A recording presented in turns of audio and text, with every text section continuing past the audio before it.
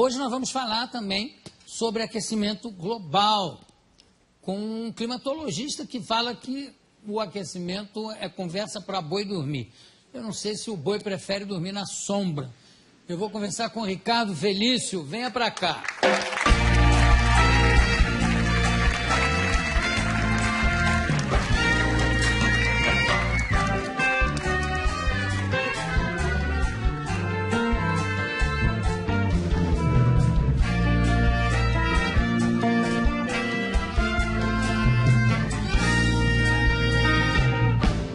Bom, você é professor do Departamento de Geografia da USP. E o que é que você estuda especificamente? Climatologia, é isso? Climatologia antártica, do continente antártico, já há 20 anos. É só do continente antártico? É a minha especialidade, mas o resto também. Sim, não tem como separar. Claro. E você esteve na Antártida algumas vezes? 2 vezes já.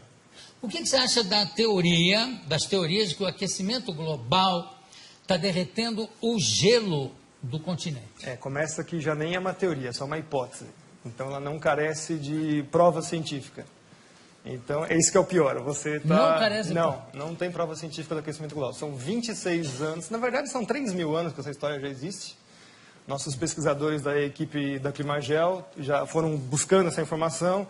Já se discutiu isso nas ágoras das póleis gregas. Se cortasse árvore ia mudar o clima do planeta. Na Grécia Antiga já se discutiu? No Senado Romano se faria ou não os aquedutos porque ia mudar o clima. E por aí foi. Até hoje nós estamos com essa historinha, a mesma coisa. O clima vai mudar, o homem mexe no planeta, não sei o quê, e não mexe nada. Mas é engraçado, tem relatos de uma civilização, não sei se é a Inca ou se é Azteca, aonde eles iam cortando florestas para usar essa madeira, inclusive para queimar essa madeira, como aquecimento, etc. E à medida, quando chegaram nas últimas árvores, que acabou a floresta, que a civilização também começou a cair, a entrar em decadência. Não tem nada a ver uma coisa com a outra. Você destruiu aqui, não tem uma consequência? Não pode ficar... Tem que tomar muito cuidado com isso, porque isso são ações locais e não são ações planetárias. Mas no local funciona. Mesmo assim, a alteração é muito pequenininha. A cidade de São Paulo faz o seu microclima, por exemplo. Assim não. E aí o clima global é outra coisa. Mas o discurso desse pessoal é que a cidade altera o clima do planeta.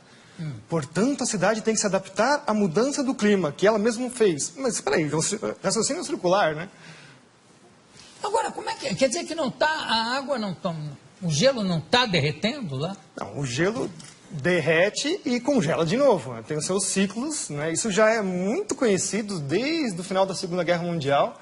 Primeiro que o próprio cenário de guerra era o cenário polar, A gente está acostumado a sempre ver o mundo no planisfério, acha que os Estados Unidos está de um lado de cá, a Rússia está do outro lado, eles vão se matar por mísseis por cima do Atlântico, Não, eles vão se matar em cima do polo, Claro. Na verdade, eles estão pertinhos um do outro, Então, o conhecimento do gelo, já na época militar, já é muito difundido. Então, o próprio Ano Geofísico Internacional, 1957 até 58, estendido até 59, a primeira missão dos americanos foi atravessar o polo e, inclusive, colocar um submarino nuclear no polo.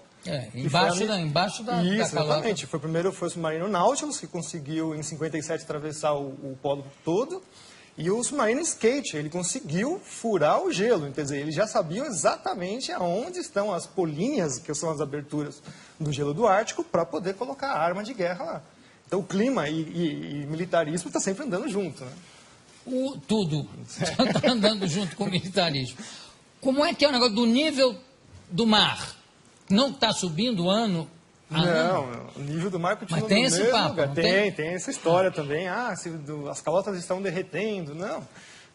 Primeiro que se fosse derreter alguma coisa, teria que ser a Antártida. Então, aí sim você teria uma elevação do nível considerável. Mas para derreter a Antártida, cá para nós, você tem que ter uma temperatura na Terra, assim, uns 20 ou 30 graus, muito mais elevado. Sim, mas a medição do nível do mar Está subindo? Não, ele tem Como é que pequenas me- variações. Por exemplo, só o El Niño, que é um fenômeno completamente natural, varia o mar meio metro. E aí, os piores cenários do IPCC, que é o painel intergovernamental para a mudança do clima, né? O pior cenário deles é 50 centímetros Em quanto tempo? em 100 anos. Mas não tem uma medição feita pelo Capitão Cook? Tem, tá? De quando é? Acho que 1780, mais ou menos. E de lá para No cá... mesmo lugar. O nível do mar está no mesmo lugar.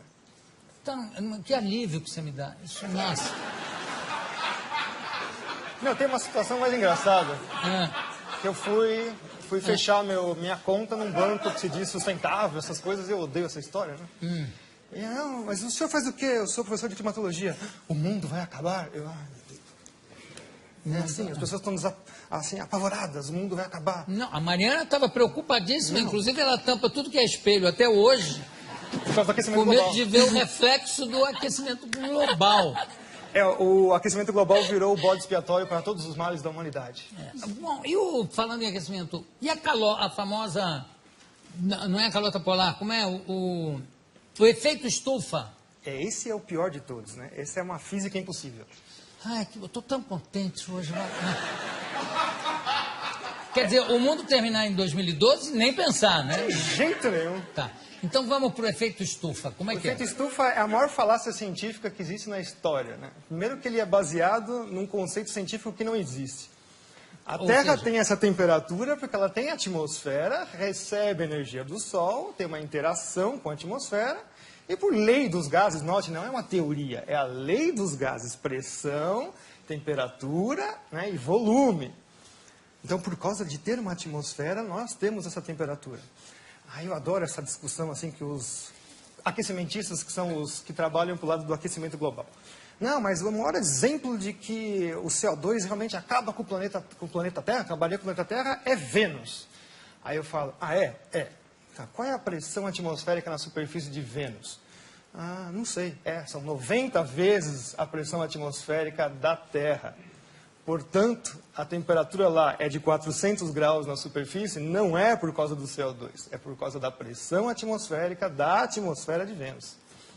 E Vênus também tem o problema da camisa, né? Que deve ter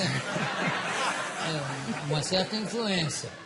Agora, quer dizer que não há o efeito estufa? Não, essa física não existe. Então, o negócio do pum dos carneiros da Nova Zelândia, você já ouviu falar nisso? Já! Não é que é uma quantidade tão absurda de puns Tem que vai coisas causar o interessantes. apocalipse, porque vai estourar com a calota não, como é que chama? Com a famosa camada de ozônio. Que Como não é existe, né? A camada de ozônio é uma coisa que não existe, né? Não existe? Não. Meu Deus, que alívio que eu estou hoje. Quer dizer que o carneiro pode dar pum à vontade. Eu sei que tem fazendeiros ensinando o carneiro a se segurar. Pode soltar. A história do ozônio é conhecida como, né, nos cientistas sérios, não esses aí que estão aí vendidos chapa branca, que a gente chama, né? Trabalham para governos, empresas, etc. E tal. Cientistas sérios, o próprio pai da coisa é o Dobson, que no Ano Geofísico Internacional se propôs a ir para a Antártica justamente para saber qual era a variação do ozônio na calota polar. Ele já sabia que o ozônio desaparecia completamente na Antártida.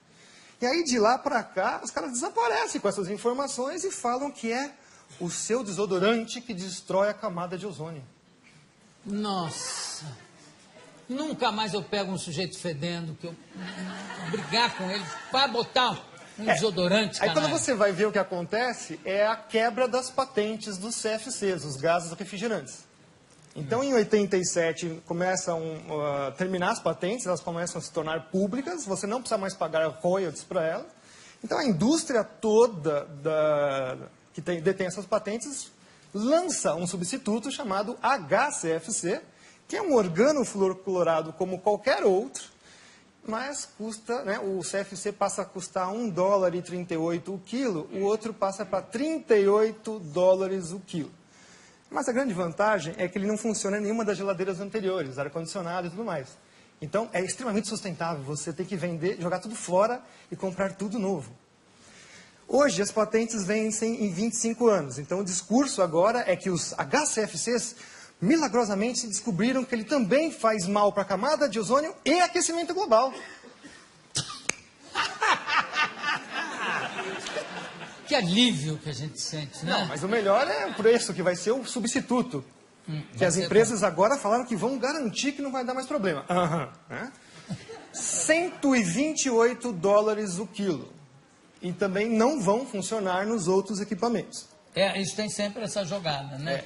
Se vocês perceberem agora, mas não é só trocar o gazinho do refrigerante. Parques industriais inteiros têm que ser trocados, porque existem os sistemas de refrigeração central, caldeiras e tudo mais. Se vocês perceberem agora, todos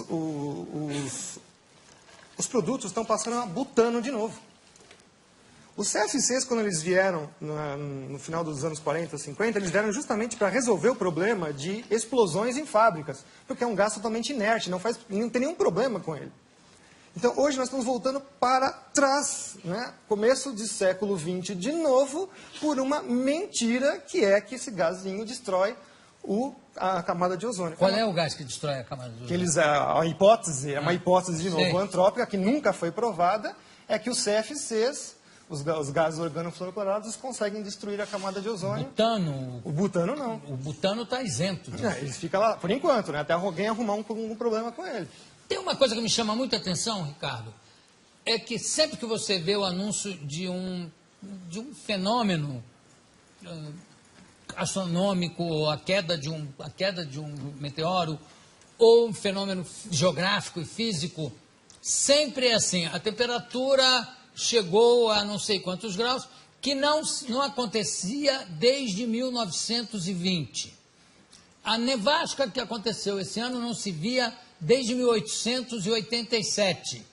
Quer dizer que sempre anteriormente, teve alguma coisa pior? Sim, nossa, muito pior.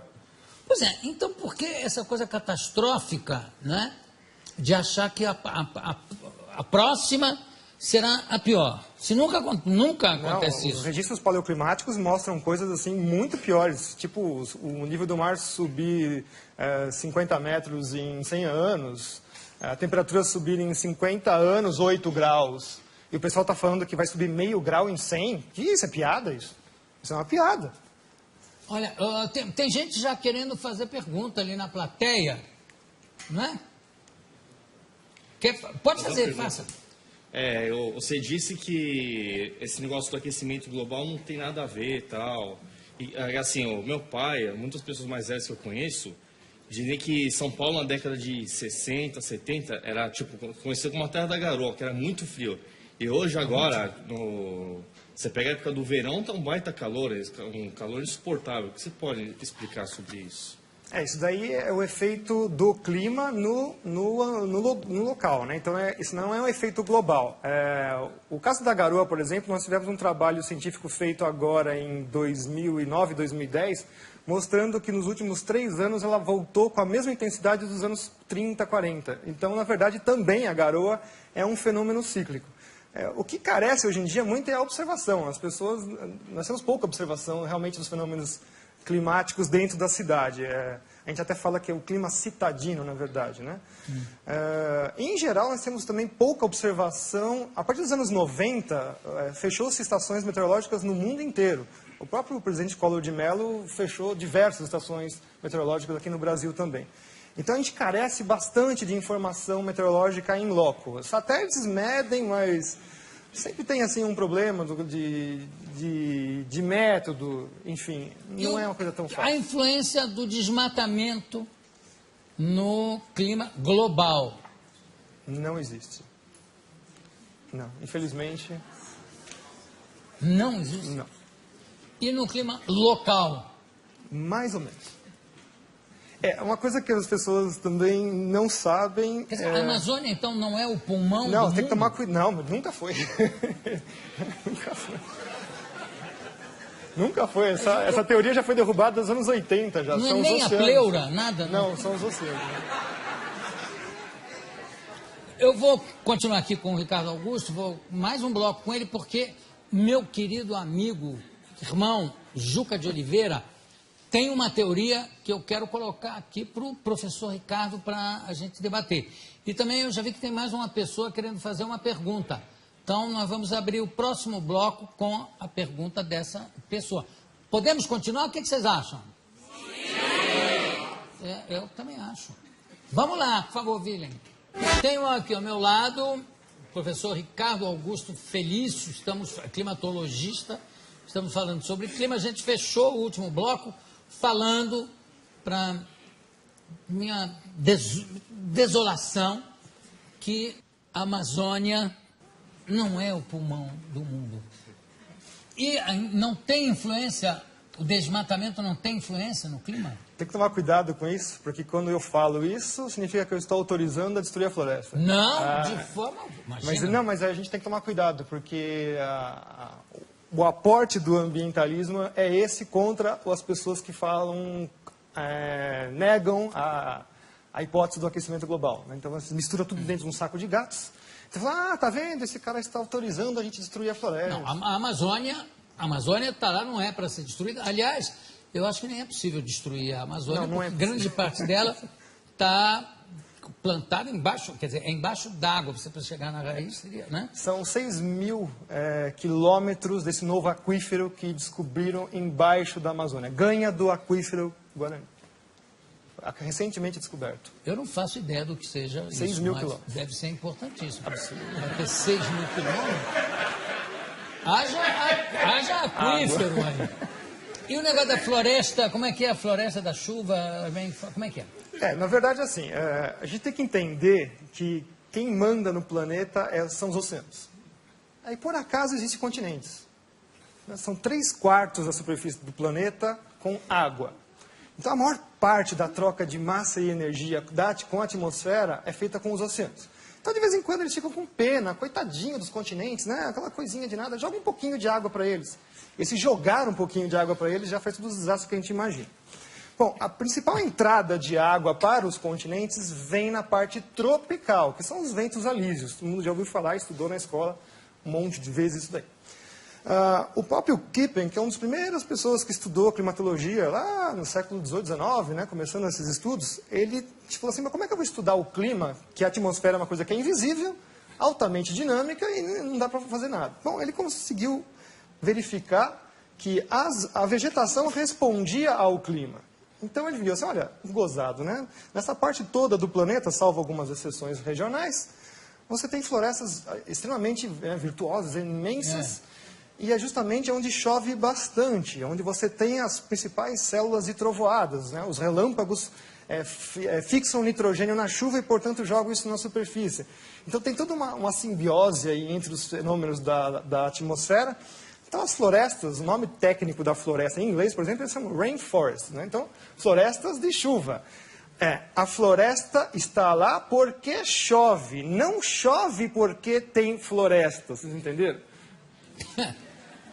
Então, quer dizer que se você cortasse, vamos supor, vamos fazer assim um cenário hipotético, já que eles adoram fazer cenários, vamos fazer também.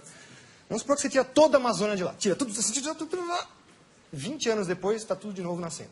Tudo de novo nascendo. Mas leva 20 anos. 20 anos. Que não é nada na história do planeta. Não.